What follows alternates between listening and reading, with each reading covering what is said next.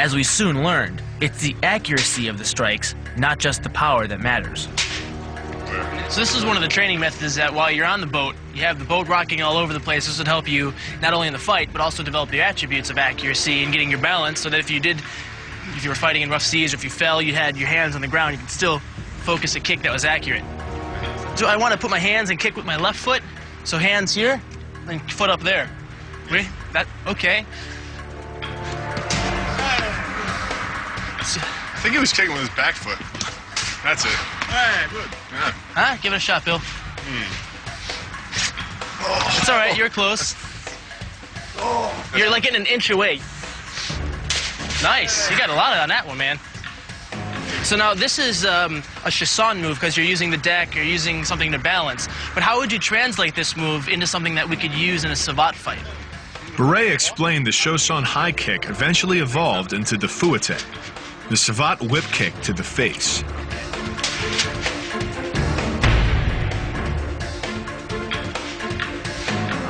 So this kick is more like a revolver as opposed to a grenade. It's not a wild, big kick. It's kind of point and shoot. Attack.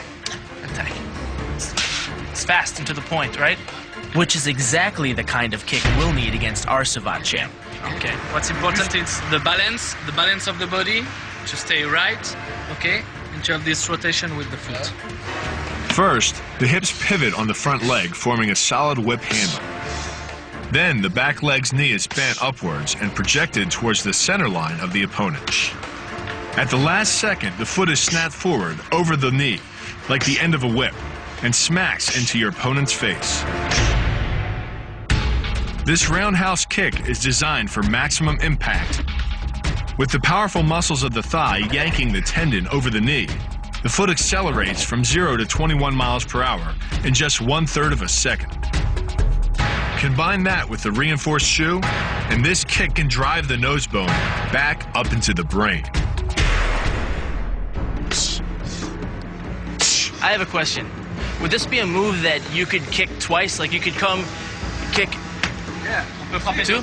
So you don't always have to re-chamber after and get in place. You can just go. Yeah.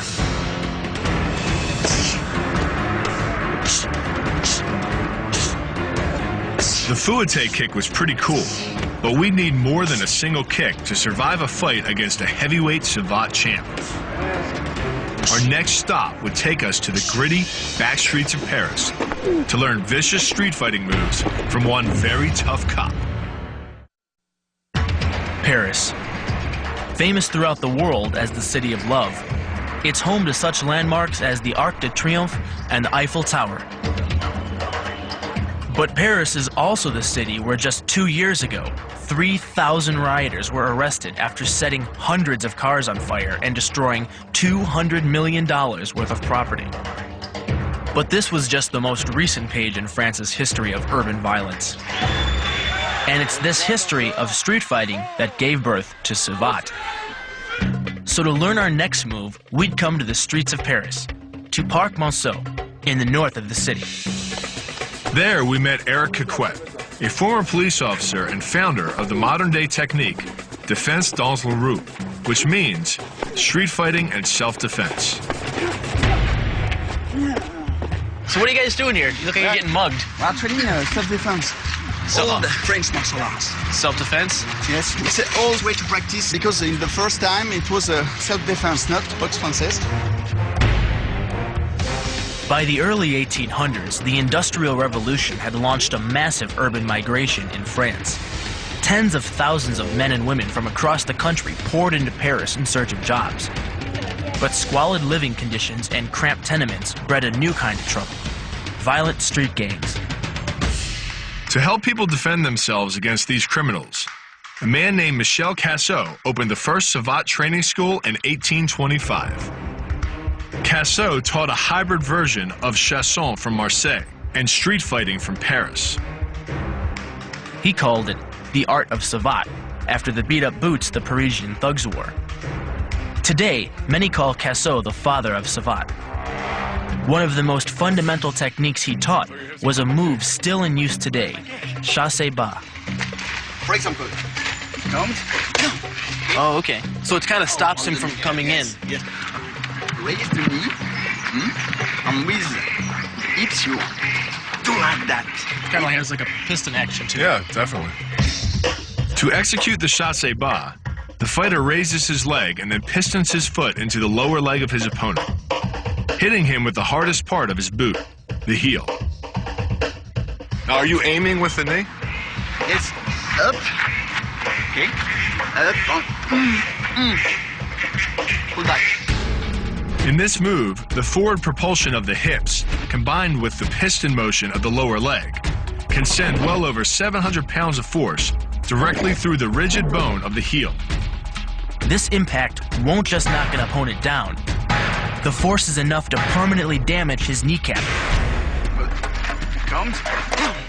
Oh, okay. So it kind of stops him from coming in. This is good too, Bill, because it keeps him out of striking range, so we can kind of use this in the ring too. Yeah, maybe to get a guy off your face if he's punching you a whole bunch. So he comes at you, you just push off, you're clear. So it just keeps him at a distance that they can't punch you and you don't have to deal with it as close, right? Yes. Well, let's practice it a few times, huh? It's unique to Savate, and as rumor has it, a favorite of Bruce Lee's when he encountered Savate in the 1970s. 1, 2. Pull it back as soon as you kick. Yes. Okay.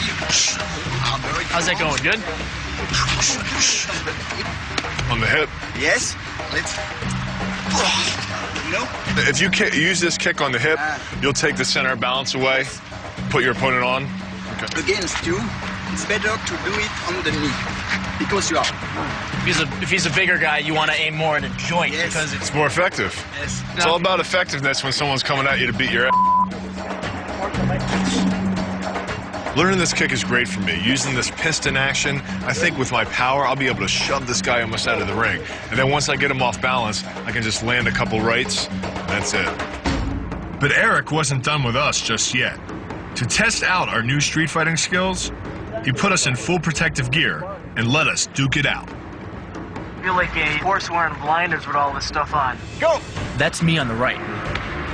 A few cautious blows and then he goes for the kick to my head. Big mistake. Now I've got him where I want him. I'm relying on my MMA reflexes here more than Savate, but it feels good. This is taking Savate to a whole different level. This isn't the refined Savate. This is Savate a la give me your money, fight or flight Savate. Bill, you're up. Go. I could feel him watching me looking for that kick. When I looked for that kick, he'd hit me with a little annoying jab, a little leg kick. It's really technical for me because I'm used to just dropping a bomb on somebody. Tourne.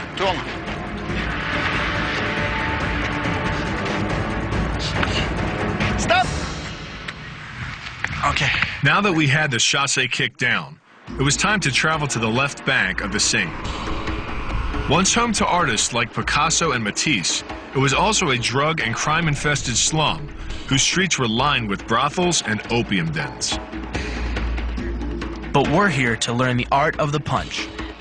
Our teacher, Yonel Kurtz, president of the Savate Association, Paris Division. How are you? It's okay. That was really impressive. Thanks. What is this? Cane de combat. Cane de combat. Okay. It's we practice this one with French boxing. French boxing? Yeah. So why do you guys practice with the cane? Because you have to defend yourself. It was difficult with only the feet. Okay. So when someone come, bam. Oh. So you guys would use the cane because people back in the day, that was just like a natural tool that they would have. Sure. I will show you. Okay.